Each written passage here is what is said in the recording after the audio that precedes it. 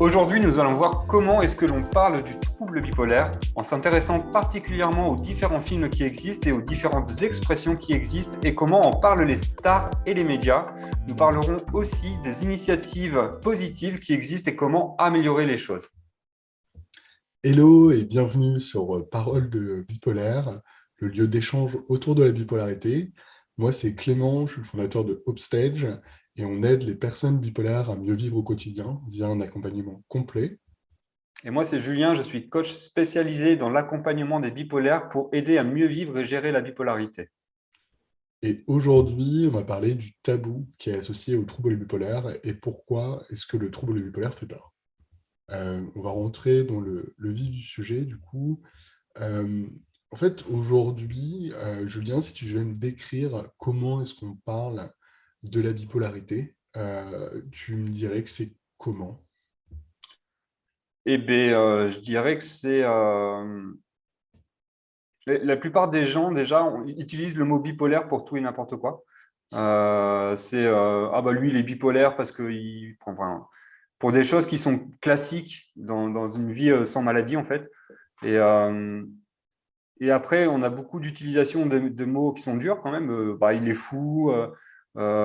C'est comme quand on parle d'hôpital psychiatrique, c'est ouais, ils sont cinglés ou des trucs comme ça. Donc, c'est des choses qui sont assez dures à entendre. Mhm, Et c'est pour ça, c'est en ça que je trouve que c'est assez, ça fait peur. Les maladies psychiques font peur et la bipolarité aussi, du coup. mhm. Et toi, comment tu vois les choses par rapport à ça, toi?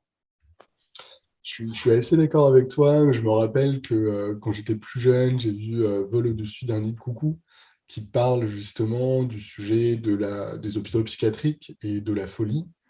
Et c'est en fait vraiment des cas extrêmes. Et quand on entend maladie psychologique, certaines personnes même ne souhaitent pas utiliser ces mots-là, tellement c'est dur et c'est tabou. Je pense même à les personnes qui sont bipolaires, et j'en fais partie. Ça m'arrive plusieurs fois, ou quand je parle par exemple à des psychiatres, de comprendre qu'en fait, quand ils utilisent le terme maladie, ils me demandent si ça me dérange ou pas, comme si c'était quelque chose qu'il fallait pas dire et que c'était pas accepté. Il y a des très beaux films sur le sujet de la bipolarité et qui ont tendance un petit peu à inverser la donne. Je pense à Happiness Therapy, qui est vraiment sympa. Euh, il y a des séries comme Homeland, où l'actrice principale est bipolaire. Et c'est vrai que c'est un peu comme lorsqu'on disait t'es pédé comme une insulte il y a quelques dizaines d'années, et on commence à changer ça. Aujourd'hui, on va dire un peu t'es bipolaire comme une insulte, parce qu'il y a eu un changement d'humeur. Et je pense que c'est quelque chose qui va changer. Et je suis plutôt assez positif là-dessus. Il y a vraiment une prise de conscience dans la société. Et toi, justement, tu as vu des initiatives un petit peu positives sur le sujet? Bah, moi, j'aime bien le film Mr. Jones. Et Ouais. c'est un film qui est assez ancien, avec, je sais plus comment il s'appelle son prénom, mais c'est Gere, Gérard Gere, un truc comme ça. Non, Je ne pourrais pas t'aider, je Julien. sais plus. Ah, bref, il est vachement connu et franchement, il est vraiment cool ce film et il est assez représentatif des états assez extrêmes de la bipolarité. Et puis bon, enfin, après, je ne vais pas spoiler le film, mais il est vraiment à les regarder. Si vous le trouvez, je le conseille véritablement. Mhm. Et ouais, c'était quoi ta question déjà? C'était justement sur des initiatives, que ça peut être des films, mais ça peut être aussi que ce soit des associations qui justement parlent de la bipolarité de manière un peu plus ouverte et Hmm. qui sont en train de changer les choses parce que au final, on vit dans une société où on est quand même très drivé par les stars, par les gros films. Et c'est des choses qui ont un impact des fois énorme. Je pense à Vol au-dessus d'un nid de coucou, qui a plutôt été négatif, même si au moins ils ont osé parler d'un sujet dont on ne parlait pas, Hmm. mais qui donne cette image de l'extrême, en fait, avec la camisole de force. Et ça existe, on va pas se mentir, mais c'est le dernier recours. Et la plupart des personnes qui ont une maladie psychologique, et si on va dans la bipolarité en particulier, n'ont pas été jusque ces extrêmes. Et si jamais ils y vont, c'est pour des périodes qui sont souvent très brèves. Hmm. L'objectif étant toujours de sortir de l'hôpital et ensuite de revenir dans une vie, entre guillemets, adaptée et qui peut être tout à fait classique. Hmm. Euh, c'est vrai qu'il y a, j'ai l'impression que, enfin justement, il y a de plus en plus de stars qui en parlent, et je pense par exemple à Kanye West, l'air de rien, qui a fait tout un album sur le sujet, que je trouve d'ailleurs nul, pour être honnête. Je me suis forcé à essayer de l'écouter, mais c'est pas son meilleur album par rapport à mes goûts, hein, ça ne tient qu'à moi. Euh, mais au moins, il en parle. Et je Hmm. trouve que c'est important d'avoir des personnes qui ont un certain poids médiatique, qui justement prennent un peu le flambeau. T'as Catherine Zeta-Jones, t'as Britney Spears aussi. Enfin, et Hmm. c'est des personnes, je pense, Selena Gomez aussi, qui sont quand même des gens qui ont une vraie popularité et qui ont, pour le pas, ouais, qui ont quand même réussi dans leur domaine, qui sont, et que lorsqu'ils font un film, lorsqu'ils font une interview, eh ben, il y a des millions de personnes qui regardent. Et c'est ça qui est assez génial de voir que bah, ils prennent un petit peu ce flambeau et généralement ils le font lorsqu'ils ont réussi. Et c'est là où on voit qu'il y a encore beaucoup de choses à faire parce qu'on n'ose pas le faire avant d'avoir un succès généralement Hmm. et on le fait une fois qu'on a un succès.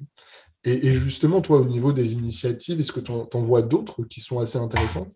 Mais ouais, au final, il y a des associations qui sont assez sympas, qui existent, comme la Maison Perchée, on a peut-être déjà parlé. Et il y a aussi des initiatives plus personnelles, des gens qui écrivent des livres à leur compte personnel et qui parlent de la bipolarité, de leur bipolarité. Et il en existe plusieurs, hein. Moi, je connais, il y a Millie, alors je sais plus son nom. On mettra le Euh, lien en description. Ouais, il y a aussi Jennifer Bouillou qui avait créé un blog et qui maintenant est père aidante, il me semble. Et donc, c'est des livres voilà, qui parlent de bipolarité.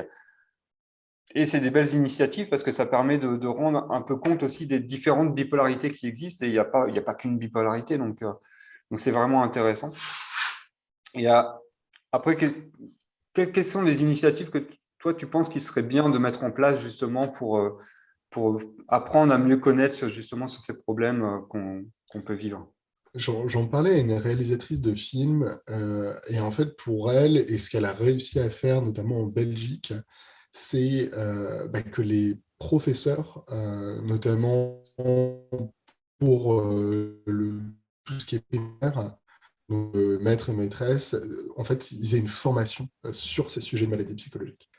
Et ce qui n'est aujourd'hui pas le cas. Et l'idée, c'est juste qu'ils puissent au moins regarder un film, histoire d'avoir conscience que, alors généralement, les troubles psychologiques, même si ça peut arriver, hein, mais commencent pas aussitôt, en tout cas pas dans le trouble bipolaire, mais au moins de savoir que certains parents de ces enfants peuvent être atteints et de comprendre en fait ce qu'ils peuvent vivre. Et c'est important en fait dès l'école, dès le primaire, de justement avoir un petit peu comme, je pense que c'est le cas actuellement, ah ben non, tu peux pas dire PD dans la cour de récré, c'est pas bien, et je vais te reprendre. Et un peu cette logique aussi avec, ah ben t'es fou, bah non, enfin, il va falloir utiliser une autre expression, et c'est va être, je sais pas, mais c'est ce genre de choses qui sont intéressantes, et je pense dès l'enfance, c'est là où tu peux avoir le plus d'impact. Il y a aussi une initiative qui est très bien, qui s'appelle le Psycom, que j'ai rencontré il y a quelques semaines. C'est une association qui justement essaie de sortir du tabou des maladies psychologiques et ils font pas mal de choses. Ils sont soutenus par Canal+. Donc c'est vrai qu'il y a une certaine force médiatique et il faut reconnaître que ils osent un petit peu plus avec des choses décalées, un peu drôles, parler de ces sujets. Je repense toujours, moi j'avais fait du bénévolat chez l'Arche, une association pour les trisomiques. Et, et en fait, quand on parle avec des personnes trisomiques, ils me disaient tous qu'ils adoraient aller voir des humoristes qui faisaient des blagues sur les trisomiques. Et parce qu'ils m'expliquaient que c'était en fait une manière de relativiser les choses et d'en faire quelque chose de plus léger et que c'était tant que c'était pas quelque chose de hargneux ou malsain, parce qu'une insulte c'est une insulte et c'est pas bien, mais enfin, moi, tu vois, je suis un peu dans cette logique-là où je pense qu'il va y avoir des humoristes qui vont le faire avec beaucoup de finesse. Et c'est bien aussi d'en rire et de relativiser un petit peu les choses. Et du coup, ouais, Euh, justement, par rapport à ça, au fait de cette importance relativiser les choses, pourquoi est-ce que tu penses que le trouble bipolaire, il fait peur aujourd'hui et que la santé mentale en général, elle fait peur aujourd'hui Tout simplement parce qu'on vit dans un monde où il faut être parfait. Et on a toujours la même chose qui revient, que ce soit sur les médias, les réseaux sociaux. Il faut avoir un corps parfait, il ne faut pas avoir de handicap, il ne faut pas avoir de troubles psychologiques. Et et j'exagère, mais il faut être mince, il faut être grand, il faut être fin. Et on est dans cet abattage médiatique et qui est un petit peu malsain, sincèrement, parce que c'est pas le monde qui nous représente. Mais sauf que la plupart des gens aujourd'hui sont addicts à Instagram ou autre, et toute la journée, ils voient, et bon, j'avoue que moi je ne l'utilise pas, mais je suis déjà allé dessus. Et vraiment, bah, tu vois des filles en bikini toute la journée qui sont parfaites, et c'est pas le vrai monde. Et même dans la plupart des médias, si tu regardes la plupart des journalistes, la plupart des gens qui passent à la télé, et bah pareil, c'est des gens qui sont maquillés, où il y a un angle de vue qui est très particulier pour qu'ils soient beaux. Lorsqu'ils font des erreurs ou lorsqu'ils font des insultes, eh ben, c'est coupé, parce que la plupart des programmes ne sont pas live. Et du coup, tout est parfait, tout est tout beau. Et c'est ça, en fait, on veut pas voir ce qui n'est pas, entre guillemets, intouchable. Et, et c'est un peu...